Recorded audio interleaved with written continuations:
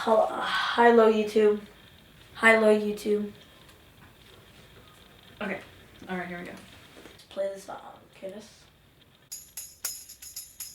Howdy ho, you handsome hunk. Grab a snack and gain some chunk. If your day is great or really sunk, we hope to help you shake the funk. So if you're good to hear some junk, buckle up, it's the Junk Monk Podcast.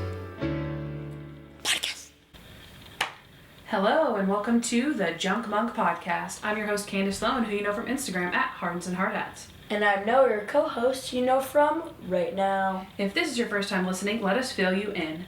We are watching and reviewing every episode of the USA hit TV show Monk right here each week.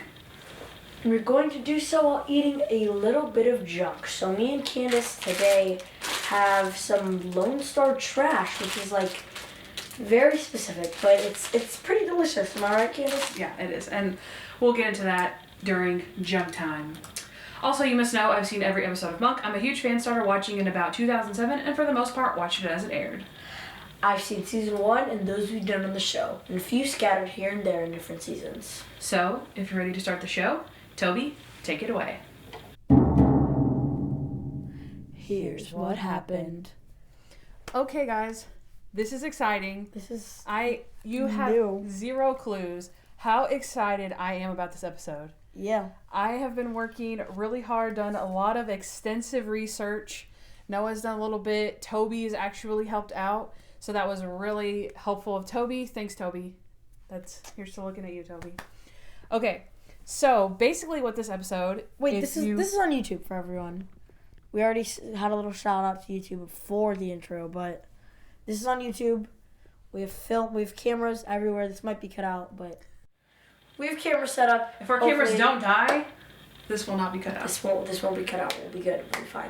Okay, so like I said, lots of research done, and that sounds so exciting, but don't you worry, I've done all the hard work so that you guys can enjoy all of the trivia. And don't worry, guys, I did all the hard work so that you guys can enjoy the trivia.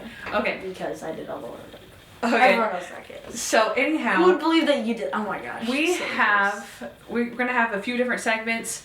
We're gonna present you a lot of trivia facts, fun facts about the show, about the celebrities, the cast, the crew, the ins and outs of filming, and all these kinds of things. We've done all this stuff for you guys. Hopefully you enjoy all these fun facts just as much as we do. And I'm excited to get started. Guys, So I'm not gonna lie, I'm going to this blind and I'm so excited. Is my hair sticking up? yeah, I think your headphones are keeping it down. It tames the mane. They tamed the mane. Tames the mane. Okay, I have no idea what we're going through right now. Okay. Ladies and gents, I'm excited. All right, guys. So let's start with round 1, which is Toby's Trivia Challenge. Toby! Okay. I'm excited. So for the first round, Toby has actually got some random show trivia for us. So Really? just not pertaining to any one particular thing, other than just general show trivia. Anything's up for grabs here. Okay? Okay. So we're going to try to get the answers right, obviously. And so just so that you guys know how it's kind of working is that we can see the questions, but we can't see the answers until we highlight them, and then they show up for us. It's pretty confusing, but it makes sense. It makes sense. Right, okay. We can't see the answers until we do. Okay. All right, so I'm going to read this one. You're going to read that. Okay, am I reading first? Yes, you are reading All right, first. so Kandyce, which network originally purchased the concept for Monk? Is it A, NBC? Is it B, ABC? Is it C, CBS? That was a lot of letters. That was a lot of letters. Okay. Letters. The original network that purchased Monk. I don't know either. So do I guess with you? Yeah. Okay, I have no idea. I have a guess. I want you to guess first. I'm gonna go with ABC, just because they're big at the time, you know? Yeah. Right? Oh, okay. I'm thinking NBC because of the Peacock app, like the Peacock thing. Where they yeah. But okay. All right. So you're going. I'm going ABC. I'm going ABC. ABC and NBC. Okay. Here we go. All right. Highlight away. All right. So I'm gonna read this part, and then can you read the second sentence? I will. Okay. All right. So Before arriving to the USA Network, the show was actually pitched and sold the concept of Monk to ABC, where it sat on the shelf for 2 years. Kandyce, I'm a genius. However, there was a casting contingency, which meant ABC had a complete control over the actors that were chosen. Really? Right, interesting. Okay. All right. So it was ABC, so I was wrong. Okay. Interesting. All right, next one. Trudy's last words were derived from a term that means what? A, they are now inseparable. B, they will be together soon.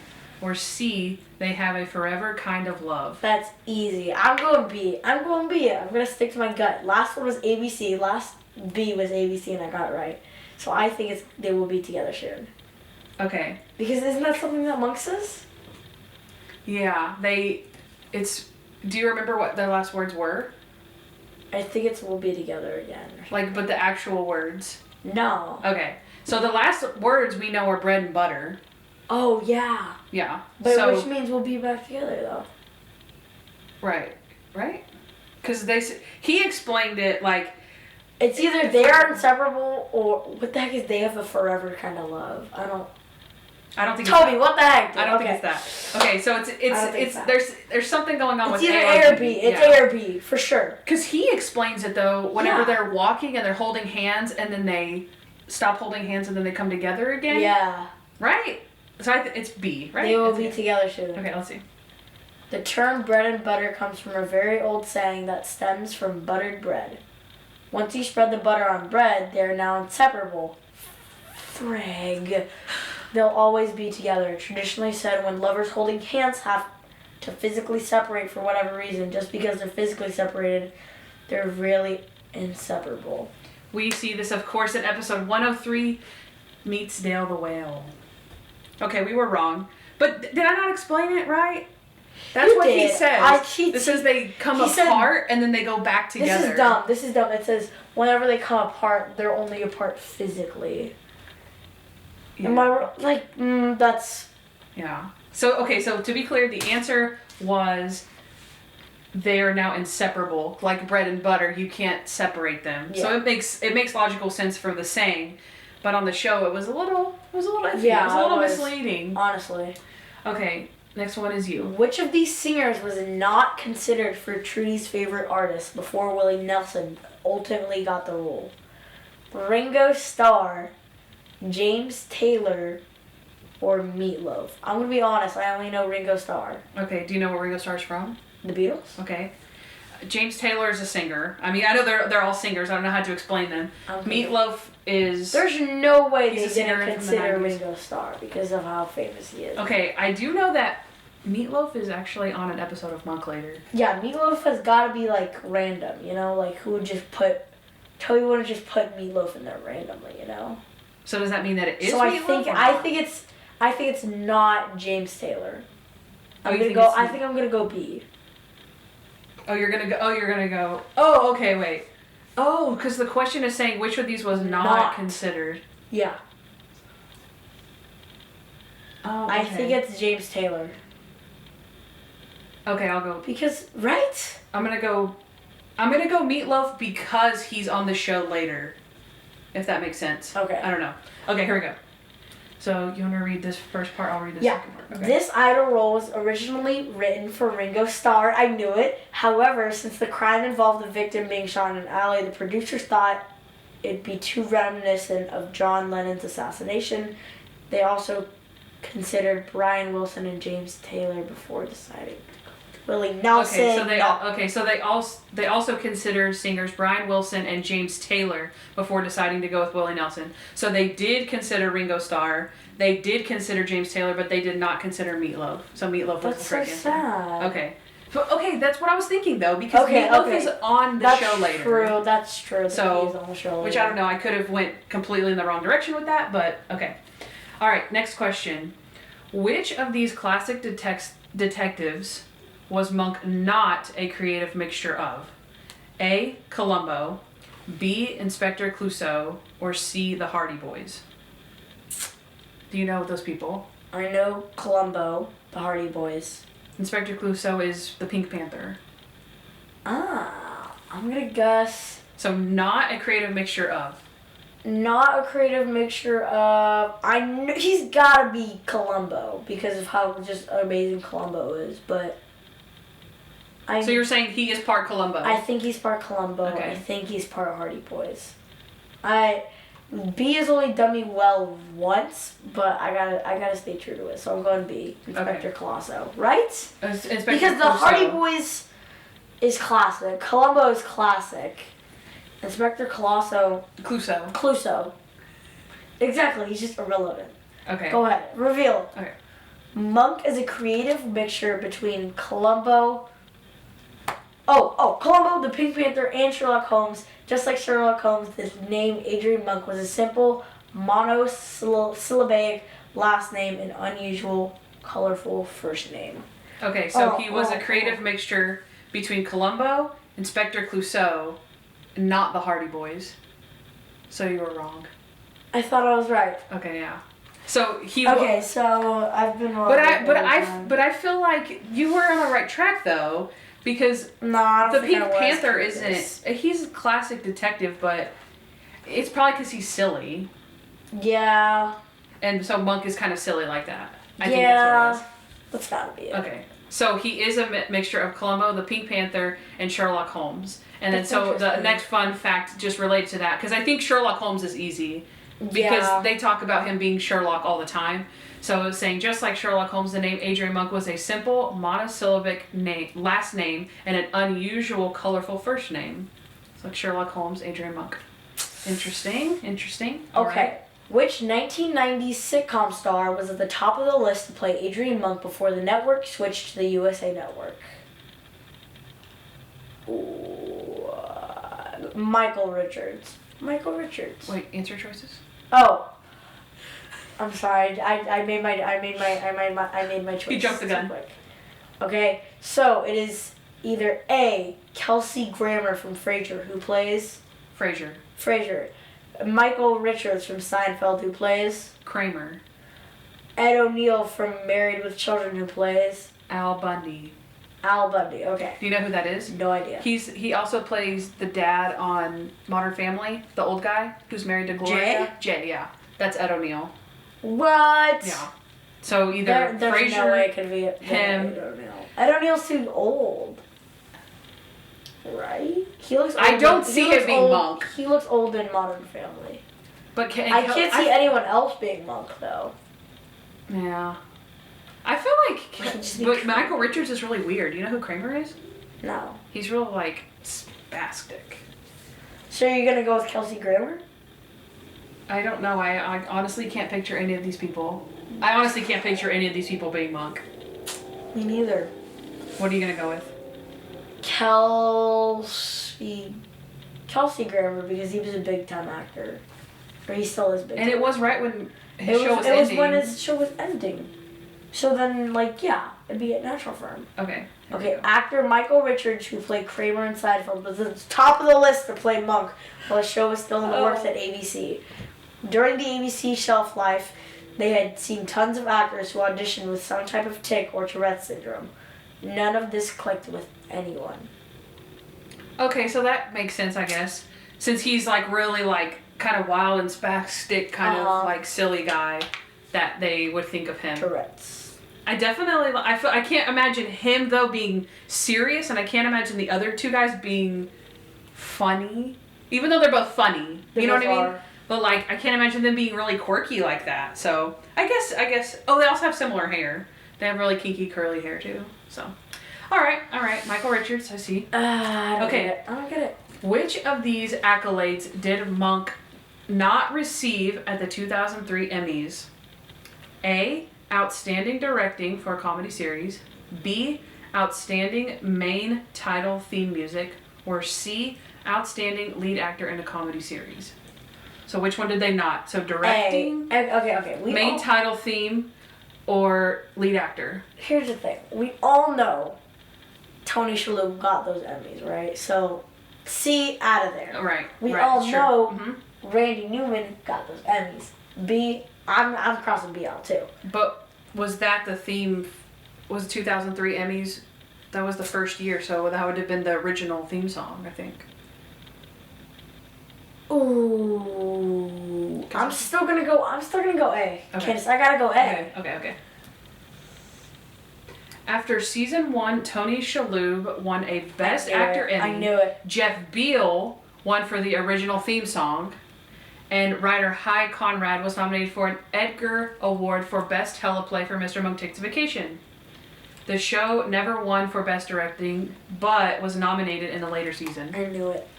So they were nominated, though, for They Best were Directing? nominated, though. Interesting. Okay. All right. They did have a lot of praise, so I don't know. Monk was given a green light for season 2 after high ratings during which episode? A, episode 1, The Candidate, which is, episode 1. The pilot. B, episode 2, The Psychic. C, episode 9, Takes a Vacation. Okay. That's a big jump. I went from episode 1 to episode 2 to episode 9. Okay, but wait. Maybe it's a misdirect. Or not a misdirect, but... I think it's a misdirect. I'm guessing it's probably The Psychic. Right?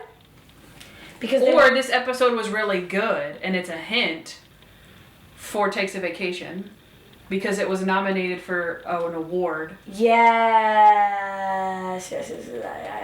Yeah. But then that doesn't explain the jump. But maybe the pilot was so good that it got picked up for a second season after the pilot. I'm guessing The Psychic did it. I'm gonna go with The Psychic, okay. But if it's not The Psychic, then it definitely Takes a Vacation. This is a trick. I think it's a trick. I think it's a trick. Or The Candidate was I'm really going Psychic. I'm going Psychic. Okay. All right. Hey! After the second episode had over 3 million viewers, USA greenlit the series for a second season. That's me. Dang. I'm so hesitant to answer. I don't want to be wrong. But you're doing pretty good. I know. I'm just kind of guessing, though. Okay. I'm educated, though. Guess. In what city was the series originally supposed to be set? I can see Chicago. A, Chicago, Illinois. I can see that. B, New York, New York. Or C, Boston, Massachusetts. Right now, either Chicago or New York, because Boston's boring. That's where Cheers was shot. Which had Kelsey Grammer. Another misdirect or another clue? It's hard to Illinois. I don't know, because I also could see San Francisco is obviously a main city, but it's not like LA, Chicago, New York. Yeah, it's more of a subdued area. I could see him being like a detective, the best detective in Boston, but nobody's really heard of him because it's Boston. I don't know. Oh, you're right, because it's like... And that also, we saw Monk go to New York and he couldn't handle it.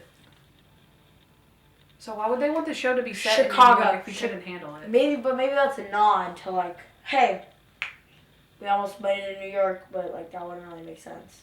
That's true too. I'm going to Chicago. Okay. I'm going to Chicago. Are you going to Boston? Sure. Okay. I don't want to answer. Okay. The original setting for the show was New York City. Dang it! However, it was very expensive to film there, and LA was not suited for Monk to encounter life on the street. So he settled on San Francisco, was actually all shot in Toronto, Canada in season 1. Right. Why? I did know that they shot in Toronto in season 1. But it was supposed to be New York. Oh no, it was supposed to be San Francisco. They just wanted it to be New York. I see. Okay. Dang it. All right, next one. Okay, which set of episodes was a quote-unquote big mistake to air as season openers? So, I'm guessing that means, they shouldn't have aired it as season openers? That's what I'm guessing. Yeah. Okay. A, goes back to school and goes to Mexico. Which was season 2. Yes. B, takes Manhattan in the panic room. Season 3. And season 4. C, the other detective and goes home again. That's... Based on my personal likings, of these episodes, I'm guessing the big mistake was goes back to school and goes to Mexico. Okay. I'm trying to think of it logically. I would think C is the other detective and goes home again. Those are 2 really big guest stars. Yeah. You have Jason Alexander and John Turturro. Unless for some reason you would want to save those for later, but I don't think that they do that. They want big people in those ones. So maybe that was the mistake, though. I don't know. That's interesting. Okay, and then Takes Manhattan in the Panic Room. But see, again, people like when people go on like vacation or location. Mm-hmm. So New York. So you would think that would be a really good episode too. Yeah. And then the Panic Room has the chimpanzee. I don't think you've seen that one, but it has a chimpanzee. No, I haven't. And then I feel like the first two are the most basic episodes. Yeah, so I feel that's why I think it's number one, because goes back to school and goes to Mexico isn't like amazing. Now I will say that I don't really like Takes Manhattan that much, but okay, let's go. That's that part's subjective, I guess. Yeah. I don't know. I feel like those first two are a little bit. Okay, so we're going A. Yeah. Here we go. Creator Andy Breckman says that they stubbed their metaphorical toes by first taking Monk out of his element in Manhattan and then following it up with the silliness of the chimpanzee in the Panic Room. Luckily, ratings picked back up for episode 3. She got it right. So they did not like... I chose what you chose. Dang. So they didn't like... I thought that people would like Manhattan because they would like Monk in New York, but they're saying that they didn't. That people didn't like him that way, I guess. Makes sense to me? That makes sense. That makes sense. Yeah. Okay, so this is our last question for Toby's trivia challenge. Okay. Alrighty. Which fan favorite prop had to be recreated when the set moved from Toronto to LA for season 2? Sharona's dining room table, Captain Stottlemeyer's desk, or Dr. Kroger's waterfall? I'm going to guess it's Captain Stottlemeyer's desk, because me and you noticed this, right? Where it's just a weird freaking desk in his, like in one episode. It's only in one episode. It's the weirdest desk like you've ever seen. A weird room. It's like bright blue and like yellow. It's weird. Mm-hmm. I'm going to guess it's Captain Stottlemeyer's desk.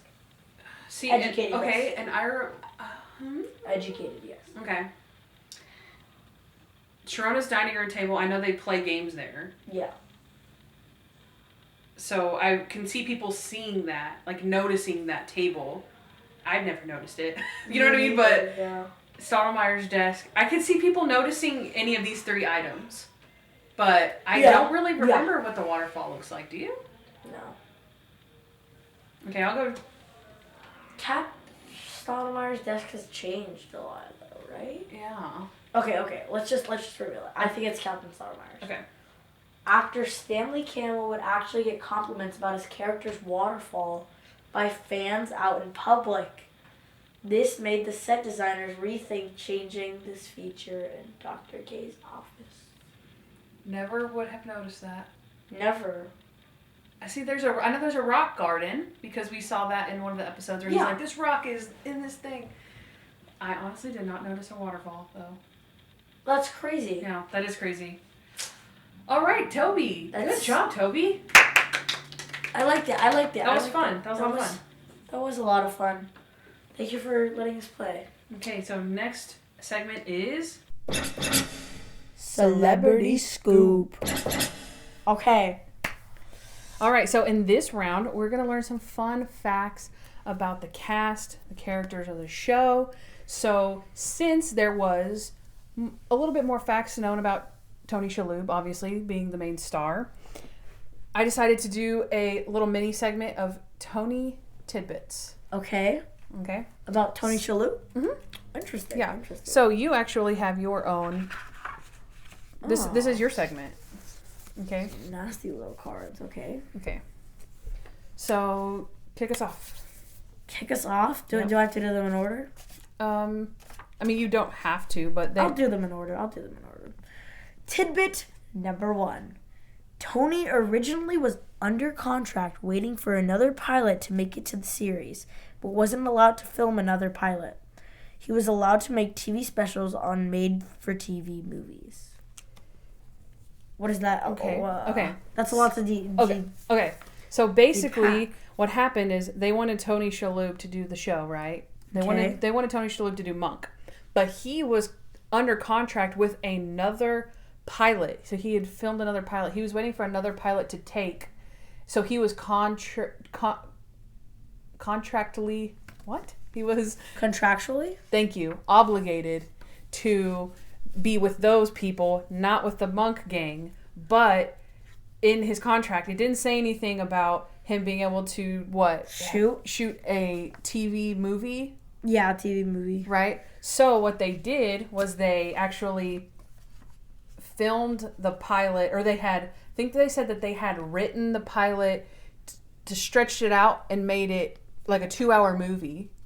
And then once Tony was able to come to Monk, they had to take out the stuff that they had put back in. That's crazy. So yeah, so they had added all of this fluff and suspense or whatever, and then they put it in, and then they had to take it back out, and that's part of the reason why you see the length of the episode change. Really? That's cool. Yeah. Okay.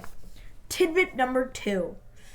The idea for Mr. Monk Takes His Medicine was Tony's idea, and he chose that episode for his Emmy nomination, then won the Emmy. Good job, Tony Shalhoub. Good job.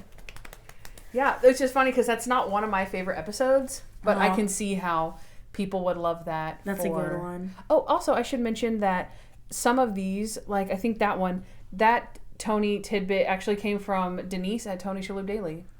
Really? Yeah, we asked her for some contribution because she obviously loves Tony, and so thank you, Denise. Okay, tidbit numero 3. That Emmy is just one of 3 Tony earned for Monk, not to mention the 2 or more he's earned since. Yeah. So he earned. He's earned 3 for Monk and 2 from whatever. He has an Emmy for the band's visit. He did. So he was in a play, and then he performed in that play on the Today Show. So he got an Emmy for performing his play on a TV show. What? Weird, right? Wow, that is cool. And then, of course, his other one is from Marvelous Miss Maisel. Of course. Okay. And then... That's 2 more. There's 2 more? 2 more. No, Tony tidbit number 4. Come back. The tidbit is on the ground. Okay, Tony tidbit numero 4, ladies and gentlemen.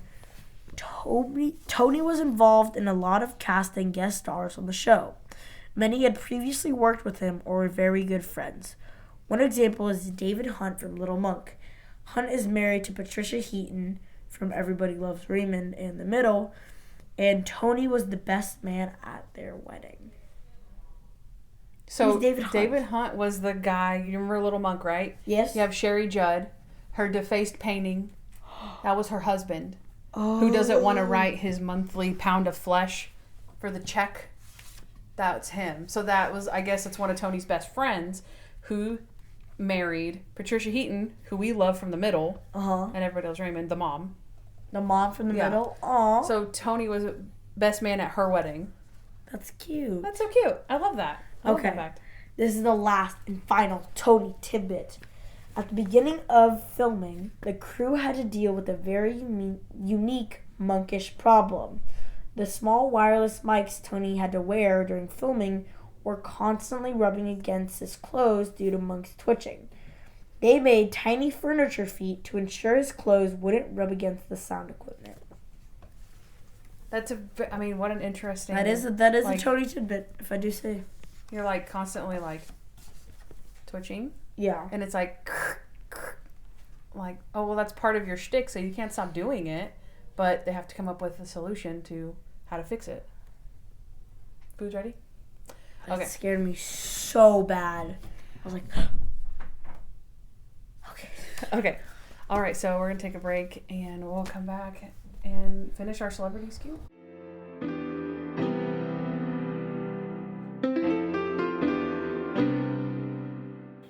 Okay, so are we ready for the next segment? Yeah. Okay, here we go. Celebrity Scoop continues with some true and false questions. All right, so we like the idea of you guys being able to play along as well. So let's get started. I'm going to run this segment since you had your tidbits, right? Okay. Okay, here we go. So all these questions are true or false. Here we go. In the pilot episode, the character played by Jason Gray-Stanford is listed as Lieutenant Deacon, not Lieutenant Disher. False. That is true. Lieutenant. Okay. This can be seen on the end credits of Mr. Monk and the Candidate. If you're just watching the pilot and you just look at the credits, because they never say his name in the episode. It's just... He's just credited as Lieutenant Deacon. Ah. So, yeah. Interesting. All right. Although she plays Sharona's older sister, in real life, the actress who plays Gail, Amy Sedaris, is 7 years younger than Biddy Schramm. Interesting. It's true or false? True. No.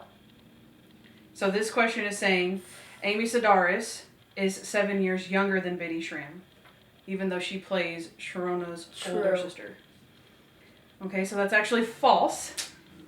If you remember in Mr. Monk and the Earthquake, Gail tells the murderer that she is Gail's younger sister, that she is Sharona's younger sister.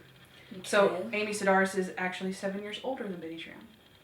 Interesting. Yeah, so she says that she's younger, but she's actually older, which I think makes sense. That's cool. Okay. The name Stottlemyre came from creator Andy Breckman after watching a cheesy reality TV show. That seems weird. I'm going to go with no. Okay, so it is false. Knew it. However, he did find it on TV, though, while watching a sporting event and seeing it on the back of a player's jersey. Stottlemyre. Mm-hmm. He thought it was better than his original idea, Chief Rockwell. That is better than the original idea. Chief Rockwell. Interesting, right? Yeah, okay. Interesting. Next one. Trailer Howard once dated the famous film actor George Clooney. No, false. That is true. What? Trailer prides herself as being a, quote, below-the-radar kind of girl. Also, she said of George Clooney, quote, he's everything you think he would be, a funny and smart man. That's crazy, right? That is crazy. I like that one. I like that one as well. The character of Leland Stottlemyre was originally a minor one, being a guest star rather than a co-star. How would that even, So basically they're saying the show was about Monk and Sharona. I don't like that show. And then they were saying that Stottlemyre was supposed to be false. Okay. That is false. However, this is true about Randy Disher. Ooh. After the pilot was shot, creator Andy Breckman told him it would now be a 4-person show. Interesting. Which is interesting because that he wasn't even like a nice guy in those episodes. But I guess he saw a good quality in Jason Gray-Stanford and was like, no, you're it. You're going to be on the show. Yep. Okay, let's see. The original prototype for the character of Sharona was rapper-actress Queen Latifah. True. That is true. Knew it. The character was modeled after Queen Latifah, who was meant to be a sassy, no BS type of woman. They toyed with offering her the role, but by the time casting came along, she was too busy. So they didn't ask her, but she was so big at that time that they were like, yeah, no, she's too big for us. That's cool. All right. The evolution of Monk and Stottlemyre's relationship actually came from actor Ted Levine. True or false? Mm-hmm. So he became nicer to him. Is like the evolution of it. Is that true or false? Is it true due to Ted Levine? That is true. Ted would play the scenes nicer than they were written, and then the writers started writing his character nicer. Interesting. Yeah. Aw. Okay, next one. Before auditioning for the role of Natalie, Trailer Howard binged every episode of Monk. True. That is false. She didn't even see it? Before auditioning, Trailer had never seen an episode of Monk. How do we let this be famous? This was evident by the way she was pronouncing the characters' names. This is Mr. Mank.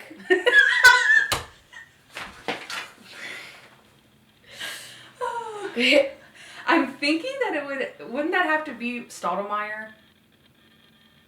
Like, yeah. A lot of people, she probably called him Stoudemire or something. I've heard people call him that. And you trip on his name a lot. Yeah, I do. So that's probably what it was. It's probably, actually. Okay. So, our last few questions, okay? Before getting the part of Julie, Emmy Clarke lived in South America for 6 years after previously residing in Houston, Texas. True. It is false. Dang it. But I thought that, okay. I actually thought that one was really true. Okay. She actually lived in the UK, not South America, but she did live in Houston, Texas. So that was partially true. So I did a little trick there. Which, going from the UK to, let's see. So she went from Houston to the UK, right? Mm-hmm. So that left her with a strange hybrid British Texan accent. I want to hear it. Well, I don't know if she has it now, because this was before Monk. Yeah. So, yeah. That's true. Okay. Our last one is, Kane Ritchotte was in the popular band Portugal the Man for 4 years. So, Benjy. Mm-hmm. False? I'm going to guess false. It better be false. Tell me false. Tell me false, Kandyce. It is true. Although he has always acted, Kane considers himself to be a musician first and foremost. Portugal the Man? Yep. That's a big band. It is. All right.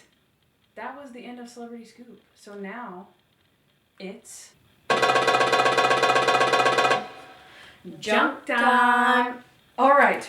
So for junk time, we have a very, very exciting thing. So Noah, I need you to get excited. I am excited. Like, I need you to actually be excited. Kandyce. Like, Kandyce, you can't see it right now, but there's electricity pumping through my veins right now. I'm really excited. because you look so excited. I look very excited right now. Okay. It's called an illusion, Kandyce. Golly. Okay. So, are you ready? Yes. Are you actually ready? Yes.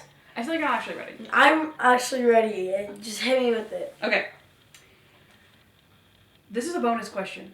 Okay. Okay. True or false? The reason that we know these fun facts about Emmy Clarke and Kane Ritchotte is because we asked them for this very episode.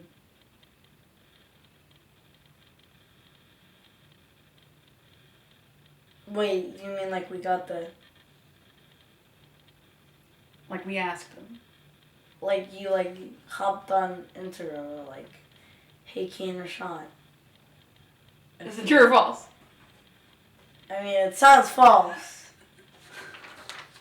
But is that your final answer? Yes. I feel like you're trying to trick me right now. It is actually true. So the fun facts about Emmy Clarke living in the UK. Came from Houston. Emmy Clarke? Yes, and that's how I know about the strange hybrid accent, because she told me. Is your mind blown? My mind is in a bajillion pieces. You told me that Benjy from just started following us, right? Yes. But you never said Emmy Clarke. She's Yeah. the best. And Kane Ritchotte, I asked him if he was... I had heard that he was in Portugal the Man, so I asked him to confirm if that was correct. And he said, yes, indeed, that it was correct, and that he was in the band for 4 years. Whoa. Is that not cool? That's awesome. So technically this probably should go in the Celebrity Scoop, but I figured I could save it for junk time, and then this would be like the most epic junk time ever. That was the most epic junk time ever. Okay, but wait, there's more. No way. This is my favorite thing about junk time, ladies and gentlemen. But wait, there's more. Crazy surprises. Okay, so Emmy and Kane were both ever so kind. Ever so kind. And not only did they give me fun facts, No way. they also let me interview them. What? Yes. So we did a Instagram DM interview.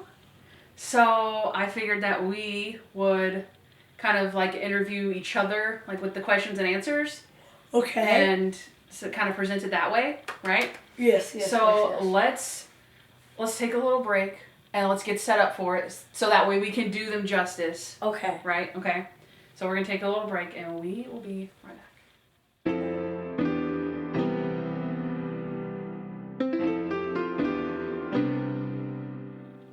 All right. We're back to your Did a scheduled little programming. Run through. Guys, I think we've got this. this is the coolest thing we've ever done on the show, like, This hands down. I'm super excited. I'm literally so excited. Okay, so, Kandyce, can you explain to them how this is going to work? So basically, right, to make it more visually, I guess, if you're watching, but listening, audio pleasing, we're going to have Noah. Pretend I'm going to be Benjy. And Kane Ritchotte. Kane Ritchotte. And she is going to be Julie. Which is Emmy Clarke. Right? And so we're gonna be like interviewing each other. Right, exactly. It's gonna probably make more sense on video. I just hit the desk. It's gonna make more sense on video, but hey, who knows? Okay. Alright, so here we go. Alright, we're we gonna go. start with you, Kane. Okay, let's go. Guys, I'm Benjy. Okay. But I'm not Benjy. How did you get the role of Benjy? Well, I auditioned for the pilot when it was written. I shot the pilot, and then I was asked to be the first season when the show got picked up. How did you feel when you were asked to return for your role in season 2? I was very excited. We didn't know when the show was going to be so big, but I was a fan of Tony's, and everyone attached to the project was incredibly talented and sweet. Is there any episode that you can think of that you particularly enjoyed filming? 2 actually come to mind. I can't remember the names of the episodes, but one featured a monkey, and that was inherently fun to shoot. The other revolves around a baseball game of Benjy's, and I remember having some favorite scenes with Tony in that one. Oh, nice. So that would be Mr. Monk in the Panic Room was a chimpanzee, and then Mr. Monk in the ball game, which there were really sweet moments. I do have to say so myself. My next question for you is, last we left off, Benjy went back to Jersey to be with his father. What do you think Benjy is doing now? I think Benjy is probably looking after his mama. Maybe he even has a nice girl of his own now. But I hope he's doing okay. Oh, we hope so too. All right, my last question for you, Kane, is there anything you're working on now that you would like us to mention, and where can the fans check it out? Well, I just started a new musical project with a buddy of mine. It's a duo, and we just signed to the Warner Records and are releasing music through the year. The project is called More. You can follow us on Instagram at more.mp3 and listen to our music on all streaming platforms. I'm also working on a Netflix show called Daisy Jones and the Six, based on a best-selling novel. Production has been delayed, but I'm very excited for that to pick back up. Nice. All right. Well, thank you, Kane, for coming to the studio. And now we're gonna switch it on over. And it's scene, guys. I was Benjy. I was Kane Ritchotte, but I wasn't him. All right. Let's see if I can do this justice for Emmy. Come on. The wonderful world of Emmy Clarke. Okay. Hello. Okay. How did you get the role of Julie? The role of Julie was actually one of my first parts that I formally auditioned for after moving back from the UK, where I had spent 6 years. Overseas, I was discovered, I don't know how else to put that, and cast in an HBO film that shot in Italy over 8 weeks. When I moved back to the US in 2003, one of the producers from the film asked if I'd like to continue on to a career. I figured, why not? He connected me with an agent and things went from there. The audition process for Monk was pretty typical, a bit of a blur now that it was over 15 years ago. What I do remember is the screen test. I came out to LA and remembered walking into a room where our old studio lot was. It was a small room packed with writers, producers, and some of the network executives on one end, and 3 chairs set up at the front with 2 very friendly faces, Trailer and Tony. They were sitting in 2 chairs with 1 empty chair waiting for me. It was super intimidating right off the bat. I had just turned 12 at the time, although I looked much younger than my age. And Tony and Trailer were so warm and immediately put me at ease and made me feel at home. We ran through a few scenes, had a couple of laughs. Next thing you know, that night my manager calls me to tell me that I got the part. Okay, so you must have been, very young, obviously, but do you have any remembrance, any feeling about coming on to an already well-established show such as Monk? To be honest, I knew nothing about the show at the time, being so young and just moved back to the States. I honestly was more concerned about missing school and being able to spend time with my friends, not losing touch with that, since that's obviously a huge thing for a kid at 12. They wanted me to move out to LA, which was something I didn't want to do after just having settled on the East Coast with my family. The producers and the network were super amenable, and in the end, I just flew out to shoot probably once a month or every other month for days or weeks at a time. And I was able to keep my grounded life on the East Coast, going to school and all that normal stuff. Okay, Julie, so we recently had a mini Monk reunion with all the old characters during the pandemic, and we missed you. Would you even consider being part of something like that, or like even a full-fledged reboot? Well, Trailer, Natalie, and I were talking about the other day over text. She said it was such a blast to film with everyone. It was so nice seeing everyone's faces. I personally loved it. It makes me so happy that people out there are still enjoying the show. Now it seems more than ever with all that's going on in the world. Personally, during quarantine, so many people have reached out to me to express how much the show meant and still means to them, which in turn really means the world to me. While I'm on a different path now career-wise, I can't say I wouldn't enjoy the chance to get back together with everyone and experience the Monk magic again. Aw. Is there any episode that you could think of that you particularly enjoyed filming? Tough question. I really loved making every single episode. The cast and the crew were so close-knit. I was always happy to come in every day, even to film the less exciting scenes. Every episode we did was so much fun. If I had to give one, probably Mr. Monk in the Big Game. I made so many friends my age filming that I was so close to for years afterwards. I loved the training that went into it and the choreography.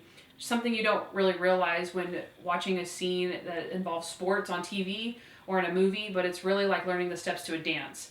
And similarly involved hours and hours of practice. Okay, last question. Either way, we'd all love to know, where is Julie now? Well, I've taken a slightly different path than my character, who I believe went on to pursue theater in college when the show wrapped. Monk wrapped when I turned 18 after 6 awesome years. Soon after, I went off to college at Fordham University in New York City, where I majored in communications and media. I did keep auditioning during college, but retired when I was graduating around 22 after 12 years in the industry. It was an incredible, wild, rewarding ride, but I was ready to try something new. And since then, I have been living in Manhattan, working in marketing and advertising, and I run a social media advertisement team at the boutique marketing firm. I've been going on 6 years now with them, and I really love what I do every day. Guys, that was like the coolest thing we've literally ever done. That was really cool. That's... I mean, I'm sorry. that was really cool. That's... Guys. That's basically the only difference between Julie and I is my glasses. Nobody knew I was taking my glasses off. I mean, the YouTube knew, but... YouTube knew Kandyce got into character by taking her glasses off. I got into Benjy by summoning Benjy. Whoa. Yeah. Okay, but I did. Obviously, that was the best thing that's ever happened to our show. That was the coolest thing. I think we should wrap it up. I think we should quit the show. I literally think we should. But just what's think about it. Think about it. No, because they're listening to this right now. What do I even say? Yeah. What do I even say? Yeah. There's nothing to say. Well, okay. I know we still have another segment or two to go. And no, but we still have their attention right now, though. Oh, I get what you're saying. Like if they're listening, they have to be listening. We're too famous for them not to be. Okay. I'm like We're freaking out right now. piggybacking off of their careers right now. Yeah. That's basically what's happening. Okay, so just like give us a call to Tony and then. If you would like to leave us a voicemail, oh my God, call us at 323-366-0477 to leave your questions or comments. I would actually like fall. Noah would cry. If you want to see both of us crying at the same time, we would be crying. Oh my God. call our voicemail. Okay, wait. I don't even want to think about that because that's not gonna happen. Okay. Hi. This is so weird. I mean, obviously, we're hyped. We're so hyped. We're hyped. We're like. Right now. Okay. Wait. I think we're cool. We're super cool. We're cool about it. Cool. But, yeah. Next segment. Next segment. Oh God. Okay. Toby is fumbling around. Toby's excited too. Okay. Plot holes. Okay. What are we doing for this one? Okay. Usually we have a wacky thing. What's going on? Okay. So in this segment, Noah has, just like the Tony tidbits, right? Okay. You're gonna have your plot holes here on these cards. Whoa. So you're just gonna blow through some episode plot holes that the writers and creators of the show have actually admitted to in interviews, right? Okay. Some we've mentioned before, so we thought it would be fun to like revisit them, right? Uh-huh. And basically say like, oh, we knew it, we totally noticed that. But I think there's a couple of new ones also. So if you want to take it away. Oh, this segment is called Noah's Naughty Plotties. Bodies make a return. Okay, so all I gotta do is list these. Okay. The Billionaire Mugger. Season 1, episode 6. Mm-hmm. The sequence where Monk visits his sisters had actually been shot for the pilot and later was cut when the episode was shortened. Okay, right. So remember before I told you that Tony wasn't maybe going to do it, so they did a movie, yeah. Then they shortened it, all right? So that was part of the movie? When they took it out, exactly. They took out one of those segments and then they put that clip into the Billionaire Mugger. Which is why it was just weird. It was really random in that episode. So, Secret Santa Season 4, Episode 9. Hey, Julie was in that one. Remember? Julie was in that one. Julie was in that. Okay, I'm sorry. Secret Santa Season 4, Episode 9. Special Effects Coordinator Michael Gaspar explained the pithy? You know how it was like Pithy? real pithy. Like where it was like... Oh, yeah. The pithy snow at the end. LA rarely snows, so 2 foam-making machines on 60-foot cranes were used to spread a whopping 2 gallons of snow. The wispiness was due to Mother Nature, a.k.a. the wind. So it was real snow, but like manufactured. No, it was foam. So it was... it was foam, right? Hey. But they used the cranes... Julie was in that one too, eh? She'd never seen snow. She'd never seen snow. I would think she'd seen snow living in the UK though. So. Yeah, that's true. I don't feel that bad for you. Plot holes. Wait a second. She's been to the UK. Wait a minute. I think we're big lie too. Yeah, but remember how we were like, what? The snow goes over like half his yard, not the other half? It's because whenever they started dumping the snow, the wind started blowing away. Yeah. Okay, The Big Reward, Season 4, Episode 13. Although we previously assumed that Monk's 16 homicides a year for the next 2 years was a nod to Monk being picked up, it was actually an inside joke for creator Andy Breckman referring to his own contract renewal happening at the time. So remember, right? When we thought, oh my gosh, that means Monk, blah, blah. But it was for Andy Breckman. I mean, it was all. He wrote it as an inside joke for himself. Uh-huh. I was like, that was the smartest thing. And everyone thought it was, it's about Monk. And an inside joke for himself. It's just me, yeah. Okay, The Other Woman, Season 1, Episode 7. Although this was the 7th episode to be aired, it was the 3rd to be filmed. This explains why the captain plus Brandy are still antagonists towards Monk, even though they had mellowed toward him by then. Right, so basically by episode 6... they were kind of mellowing out, right? Like, they weren't so gruff and mean to him. Yeah. And then in the next episode, they were like... super mean again. And then they also admitted... because I mentioned on the season 1... I remember I was complaining. I was like, why are they so mean? Yeah. But I was going to say, on the season 1 recap, I was talking about how I didn't like the fact that Monk had fallen for someone so quick. And the writers admitted that. Like, yeah, people barely knew who Trudy was and we were already throwing this woman at him. And so they kind of admitted that it was a little out of step. Okay, Mr. Monk Gets Married, Season 2. The last one, right? Episode 15. This is the last one. Our cards. Writer David Breckman admits a plot hole in this episode, explaining that using all of the ink produced by melting down the gold would have taken 1 billion years. The 947 volumes that were there were written would have been only around $11 of gold.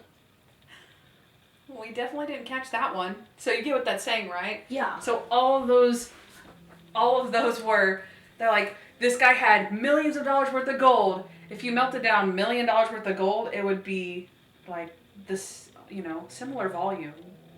It would just be in liquid form. Yeah. So you would have to write all of those. And so all of those would only be like $11 of ink worth in gold.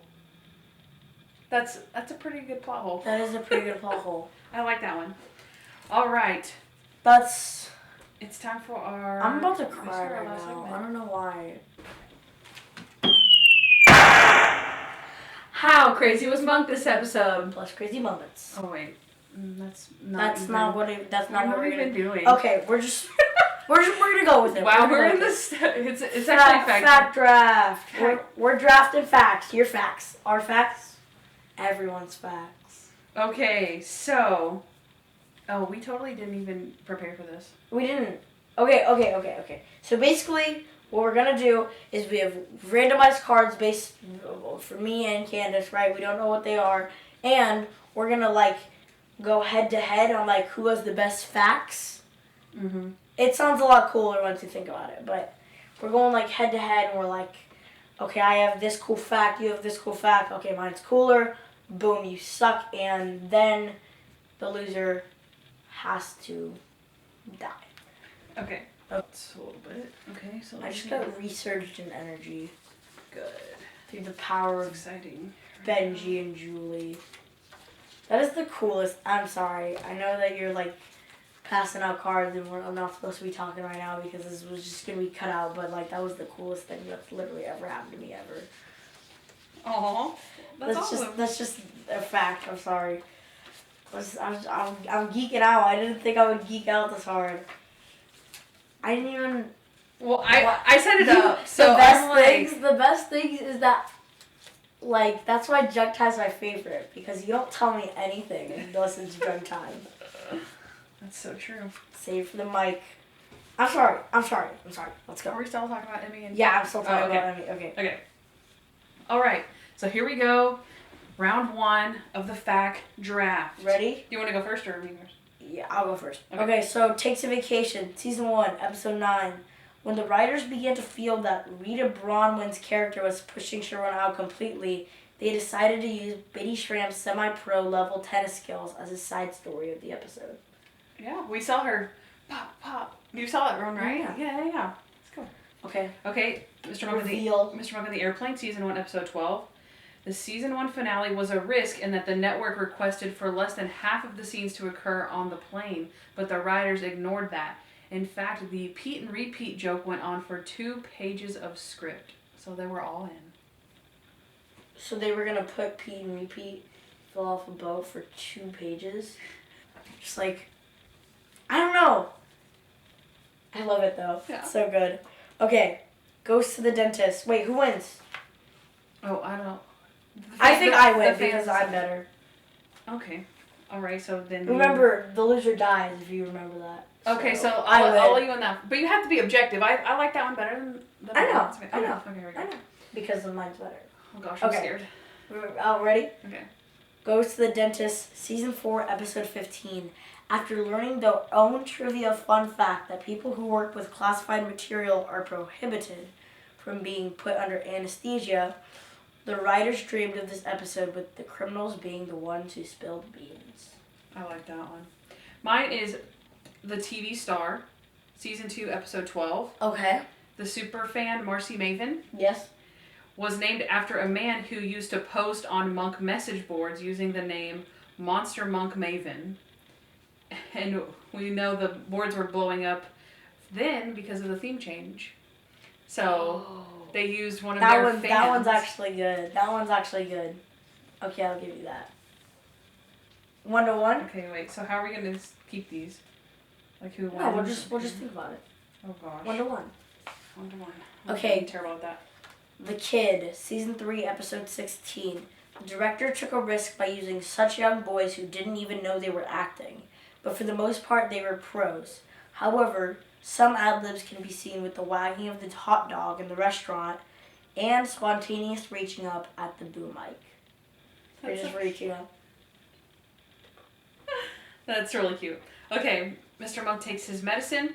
Shooting for a single day in San Francisco would have been too expensive, so in order to film the Mustang scene, they used a back lot of Universal Studios, green screened the shots of San Francisco, and rented the only trolley available in Los Angeles. So you can actually see, and if you look at some of the scenes, the trolley has wheels on it, and it's supposed to be like cabled. What? Yeah. Okay, yours is cooler. Really? I like to read that. Oh, okay. No, give me the point. Okay, well, no, I mean... Okay, fine. 2 to 1 you. Okay. Jeez Okay, Louise. go ahead. I feel like my best one's going to win, though. Okay. Okay. Paperboy, season 2, episode 10. The character out of Kevin Dorfman was created out of the clue about lottery numbers. They needed a character that could believably let the audience hear all of his previous addresses in casual conversation. And alas, we have Crazy Kevin. I'm like, that's so cute. I love that one. Mine's another one. The Okay. Three Pies, season 2, episode 11. Okay. So right after yours, and mine's a character one. Ambrose was molded after Mycroft, Sherlock's older, smarter, nearly recluse brother, right? Really? With that, the writers decided to give Ambrose traits they always refrained from giving Monk, like being a walking encyclopedia. Interesting. I like mine, though. Okay. 2-2? Okay. We're actually very... I thought I was going to get destroyed, but here we go. Little Monk, season 4, episode 8. The storyline of the art restorator was originally developed as Mr. Monk Meets the Big Bird, about a man who poisons his ex-wife's parakeet, and she reconnects with an old flame, an exotic bird veterinarian. But the writers felt they had already done too many animal stories. That just sounds crazy. Mr. Monk Meets the Big Bird. That sounds too much like Big Bird. Yeah. That's weird. Okay, mine is The Astronaut, season 4, episode 15.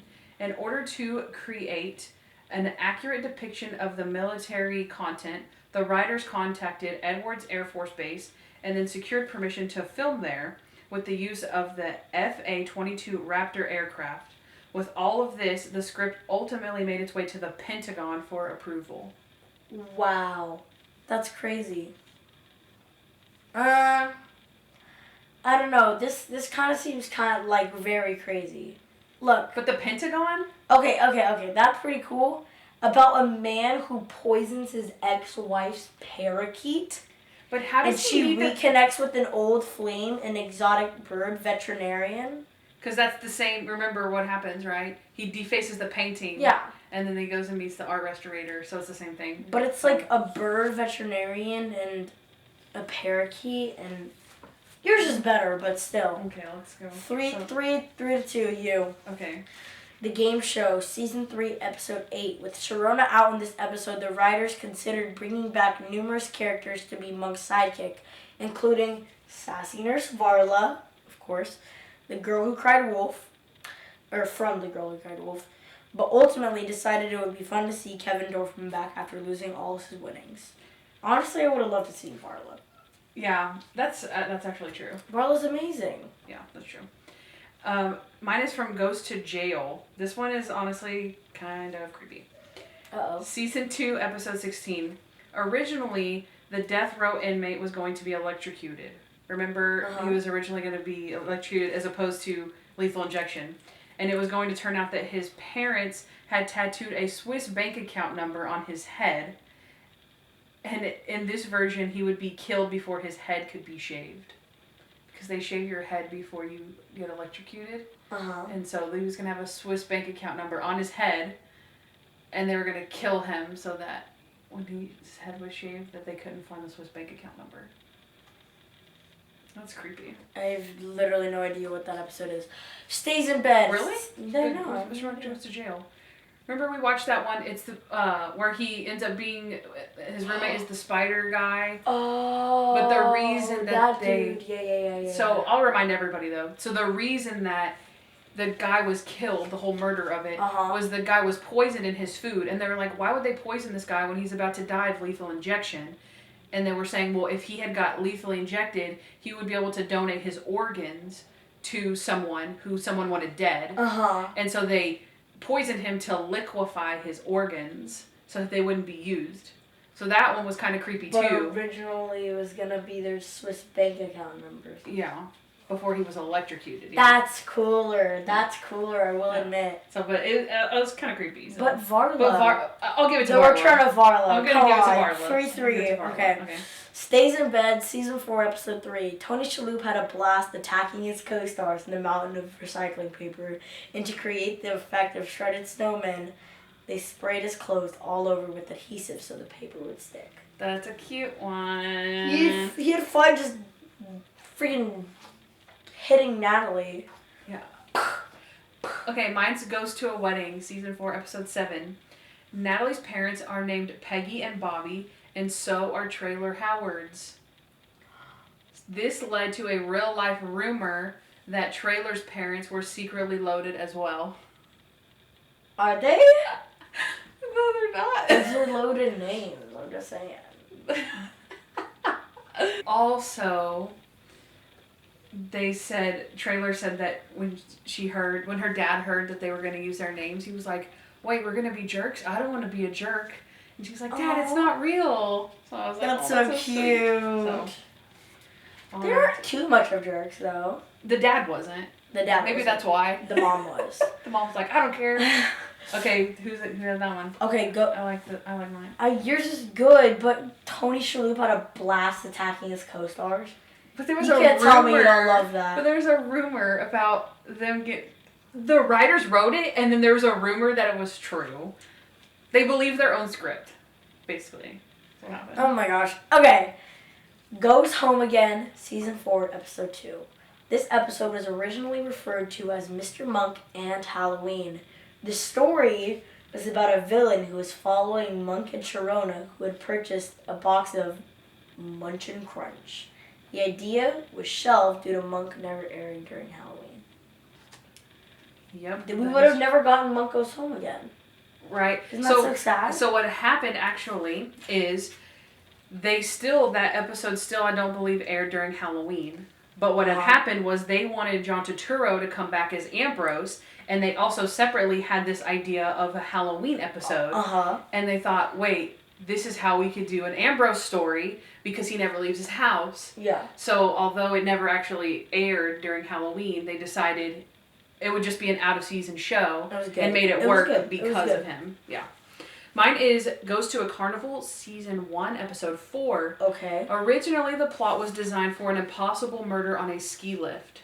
So do you remember this one? This one's a Ferris wheel. Oh, yeah, yeah. Okay. So, but it never snows in San Francisco, as we know now. So it was changed to a Ferris wheel. Ironically, it was record-breaking heat, and people were passing out on the ride. Oh, jeez. I like mine, though. No, I like yours too. But Goes Home Again. I like this one because they're like, they had the idea of a ski lift and like, oh yeah, but we can't do that. Like, oh, let's make it a Ferris wheel. And then this was a record-breaking heat in Canada. What happened? Oh! This was in Canada. Yeah. What? Pretty crazy. Okay, ready? Bumps His Head, season 4, episode 11. For the sequence of bee-covered summation, Tony was in fact covered in bees. The bee wrangler put a queen bee in his shirt, and then all of the bees clustered around the queen. The beekeeper just popped that is crazy. A queen bee in his shirt. What? Like, okay, someone tells you you're going to wear a bee suit, and you have to be covered in bees, and you're like, okay, all right, it won't be that bad. And they're like, yeah, we're going to put like bee bait in your clothes. Yeah. Wait, what? So but all the bees are going to there's a bee in your clothes, too. It was in, what did it say? It was a queen bee. In a tiny cage. Like, yeah. in a tiny cage. And it's crazy, and the bees know. I know. They're like, where is my leader? I'm just like... The impression. Where is my leader? Okay. Okay, this one is Gets Fired, Season 3, Episode 4. Creator Andy Brickman admits to being, quote, a bit embarrassed after borrowing the idea of Karen Stottlemeyer's documentary shoot from the British TV show The Office. The American version became very popular around the same time, and he was afraid everyone would see where he had pilfered the idea. What? It's not that good. Why? How is that not good? They shoved the queen bee in his shirt. But it's still a fun fact. But they shoved the queen bee in his shirt. Okay, fine. I still like my fact. Mine wins. Okay, wait. How many do I have? I think it's... I think it's Noah 100 and you have nothing. Okay. Okay. So, Mr. Monk gets stuck in traffic. Season 3, Episode 13. My game winner. Bringing it home. Home stretch. We got it. This was the biggest, most expensive show ever produced. It was filmed on a lightly used 4-lane road, but between tons of cars, extras, in winter, shooting hours, it meant the big bucks. Okay, so my last one is Mr. Monk Gets Drunk, Season 4, Episode 5. Trailer Howard's scene where she sings about the kissing fern is one of her least favorite. She admits to being a terrible singer, and it reminded her of being the butt of jokes as a kid. No! That was like the best! Kiss me under the kissing fern. Baby, the hanging plant. The hanging plant.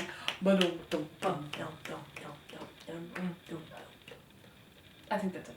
Okay. That was it. All right, guys. Is that it? Wait. One more. Check the script. It's not a script.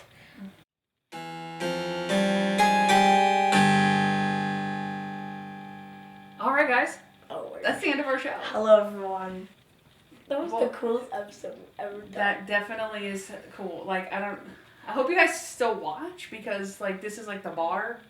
Yeah, because we're gonna try to keep it somewhere. But we said that whenever we got responses from the Drunk One podcast. That's true. And now we have literally. It can only go up from here. It can only go up from here. But Tony Shalhoub right here next week. Make it happen. I don't know. Sign our petition. Sign our petition. No, but seriously, because I know we're joking about it, but obviously you guys have made our lives to come. It was the coolest thing. Oh my gosh, because it's like you never prepare yourself for talking to this 7-year-old show, or how long this show's been 10 years. 10-year show. It's been you never plan talking to these characters, so it's like so weird and so real that you like are normal people, and that's so cool. Congratulations on being normal people. That's awesome. It's so cool. I love it. So thank you again. Like we can't even end this because we're like, what are we supposed to say? What are we supposed to say? There's just so much. Like, thank you. Oh, thanks. Like, oh, you're welcome. Like, I feel like, honestly, the fact draft and Noah's Naughty Plotties did Junk Time dirty. Should have just ended it there. Whenever we were done, I wanted it to be the best Junk Time ever. Oh, it was the best Junk Time ever. That it's gonna go down in the history books. That's Junk Time history books for sure. Who knows? Season 6, Trailer Howard entire cast, plus the entire Office cast. Mr. Monk and the Junk Monk podcast. Mr. Monk and the Worlds Collide. Also, we didn't actually say where we got all of our information. We got it from the worldwide interwebs.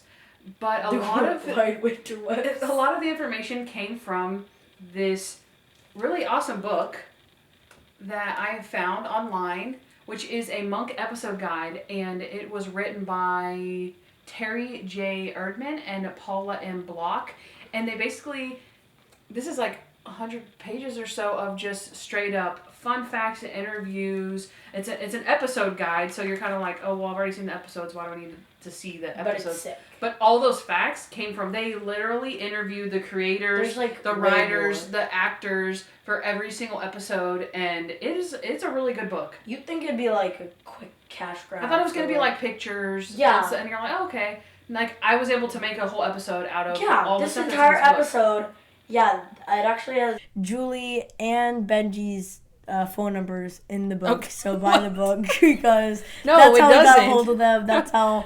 It's not in there. That's definitely not in there. No, that's not. I just know their phone numbers by heart because we're best friends. Noah's he's running away with this. Okay, so anyhow, this book is really cool, and we're going to be giving away one of these books. What? For I think next month. So are we gonna sign it? I want to sign it. Yeah, sure, we can sign it. Yeah. I mean, we're no Emmy and Kane. We're no Emmy and Kane. But it's, our signatures are worth like a penny, I think. They might devalue the book. Honestly, they probably will. They totally will. Don't tell them. Don't tell them that. We're cutting this out. Okay. Cut this out. All right, you're getting an autograph signature book from us.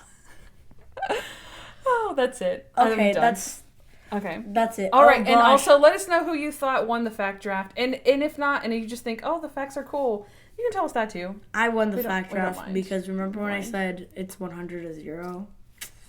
Okay. That's a fact, Kandyce. I don't think anyone's gonna vote for you. My facts were way better. Hey, I secured an interview with Emmy and Kane. Okay, so let's. But do you? Got him. Did you know that Stuck in Traffic was the biggest, most expensive show ever produced? I don't think you did. Okay, guys. Okay, this is gonna seem really weird to Emmy and Kane, but usually I give them a kiss. No, do it. Because I have to. Okay, you have to. Okay, if you're gonna do this, you have to preface. I know. Okay. I'm about to give a kiss to Emmy freaking Clarke and Kane Ritchotte. And Kane Ritchotte. It's hard to believe, people. We've made it. We're big times. Are you ready for this, Kandyce? Are we about to end the show? Because I was gonna end with a quote. You're gonna end with and say your quote, and then I'll kiss. Okay, it's actually in the beginning of the book, and I was like, oh, this is really sweet, so I wanted to end with this, but you're gonna have to give Noah a kiss at the end or something. Anyway, so Andy Breckman said, quote, "Monk isn't perfect, Lord knows. Some episodes are stronger than others, but the show seems to work. People have embraced it. Families plan their Friday nights around it, and I think I know why. They can tell Monk is a labor of love." Aw, just like me. Hi. Okay, wait, we also did this one time where I taught you how to ride a bike, but like a virtual bike. It was weird. It was really weird. I don't know, go watch it. Don't go watch it. It was the one where Monk learned how to ride a bike. So that was not even filmed. I taught them. It's not even filmed. It's recorded. I know, but it's audio. I know. It's binaural. I remember. It's binaural 3D audio where I can teach them. I was there. I remember. I was there. I don't think you were because you apparently don't remember anything. Golly. Okay, guys.